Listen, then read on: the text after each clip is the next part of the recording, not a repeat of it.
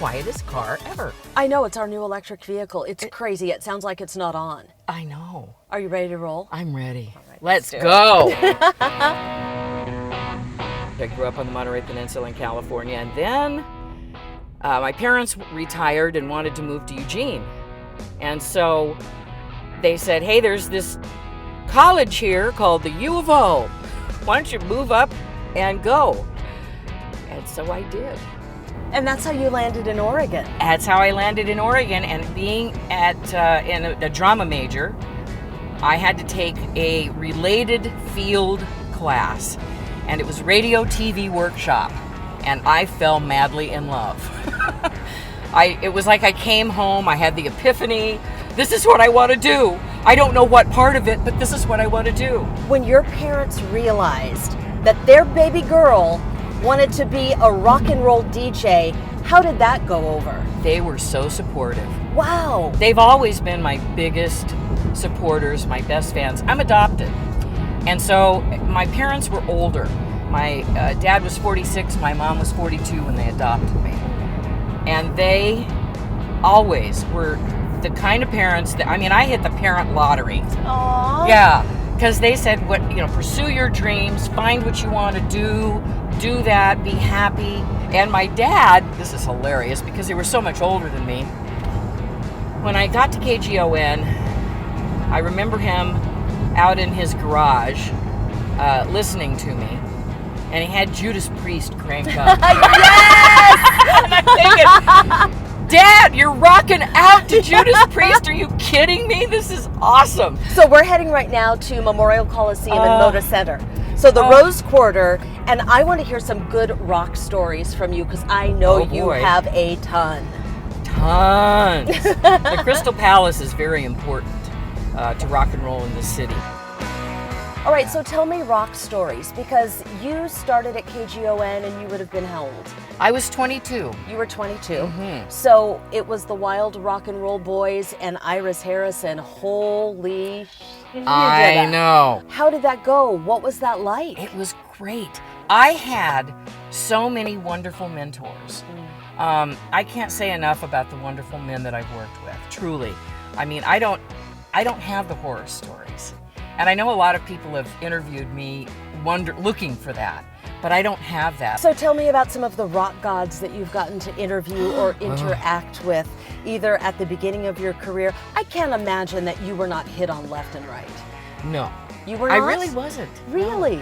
No. It's funny because we've talked about this. I have a writers group that I get together with, and a lot of writing has to do with rock and roll in this particular group. And they always have these fantasies, these like sexual fantasies.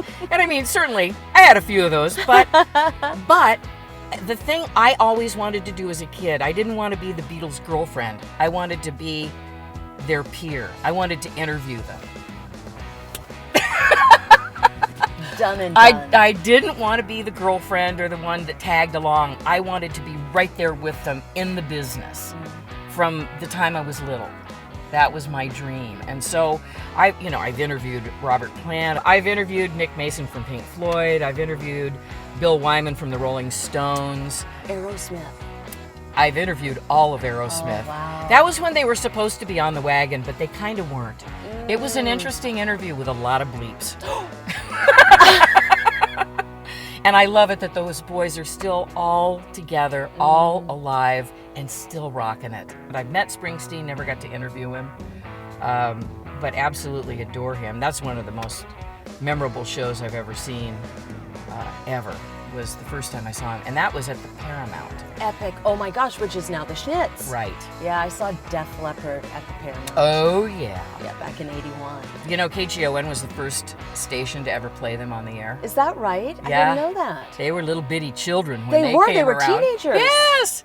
And they credit, like I was telling you, Gloria Johnson with playing them on the air for the first time. She was our music director. And so Def Leppard loves Portland for many reasons. Yes. For many reasons. Hardest interview? Chrissy Hind, and I think it was more me. She's the Pretenders, basically, and a very outspoken, right to the point, ballsy woman, and I absolutely love their music, and I always admired her, but I heard she was difficult. I interviewed her at Abbey Road in London, and she came in and they were filming us, and she says, well, I didn't know we'd be filmed, and I was like, oh, here we go. This is going to be awkward.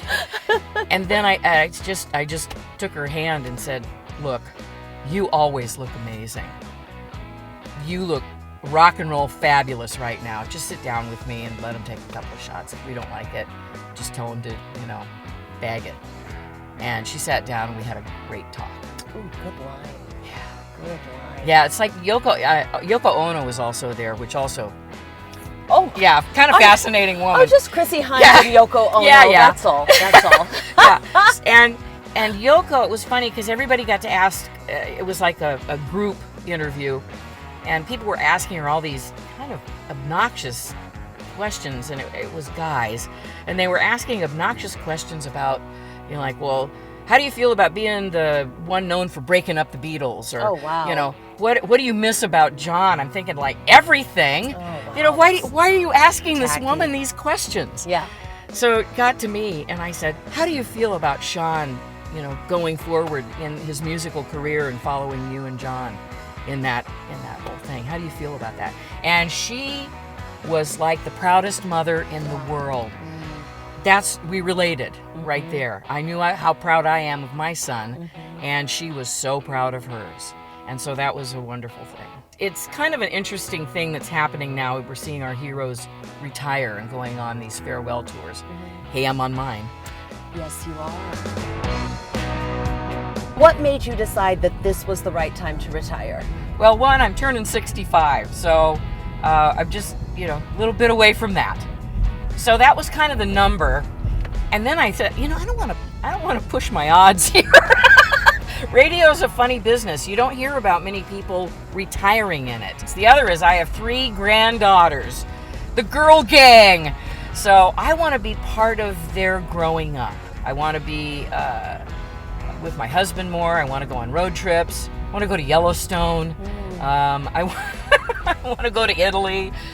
There's just so many things on my to-do list. Plus, I can still stay involved with the station to a certain degree. There's a lot of interviews that I have tucked away, and so we're going to release them as podcasts. And How long have you been married? 42 years. I married Marty the same year I married KGON. Oh, wow. That's fantastic. 77 was a great year. Yes, it was, my friend. Yes, it was. What about a little secret to a long, happy relationship? That's pretty impressive. Wow. It isn't always easy. I'll tell you that. It isn't always easy, but it's worth it. It's worth the work. And this just goes for anybody's relationship. If you have a history, you have a person that their core is what you love, their core beliefs, their family, the history that you share is so good, it's worth the work in so many ways. So we just put in the work, and here we are. Now we're having more fun than ever. I want to write a book. Oh, real? Just about your career, or about life, or what's the topic? All of that. Nice. Being adopted, how that impacted my life. Have you met your biological parents? Yes. When I was 13. I always knew I was adopted. That was how cool my parents were. They always told me it was not a secret, and they stayed in touch with my biological parents. It was an open adoption, which in 1954 was a very, very unusual thing. You bet it was. What was it like to meet your biological family? Shocking.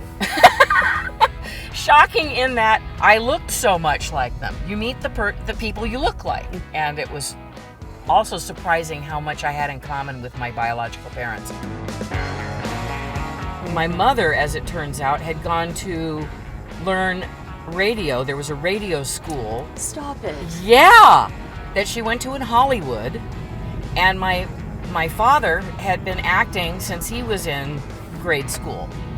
So those things came to me, and my mom and dad, who raised me, had no idea where this stuff was coming from, but they were all aboard. So it was kind of a nice way it all worked out. Boy, isn't it awesome when you get to be, I guess, in your 50s and 60s, and your life really does unfold in a way that you want to start sharing stories. Aging has never been something that bothered me. I guess because my parents aged so well, and I saw them as being wise. My grandmother, who I was named after, my adopted parents named me after my grandma, Iris, and I thought she was just so smart and so wise. And so I saw elders as being, something to aspire to be. Getting old is a wonderful thing. So what are you going to miss most about KGON? What's your people. last day? Well, I'm going to come back and do some stuff, so I don't want it to be this big major boo-hoo.